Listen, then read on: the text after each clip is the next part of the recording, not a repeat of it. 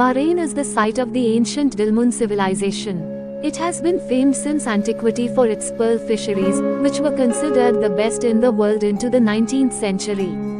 Bahrain was one of the earliest areas to be influenced by Islam, during the lifetime of Muhammad in 628 AD. It is one of the hottest attractions for both locals and well as tourists. You can also parasail, take a boat tour, jet ski and indulge in other such activities at this island.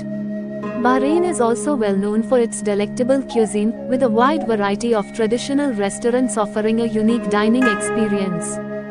The average cost of living in Bahrain, $1,062, is 144% more expensive than in India, $435.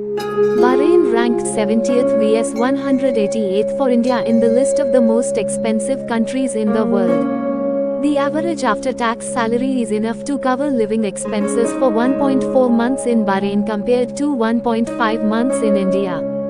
The dinar is Bahrain's national currency, and all financial transactions are conducted using it. The currency code for it is BD or BHD. The Central Bank of Bahrain issues banknotes and coins.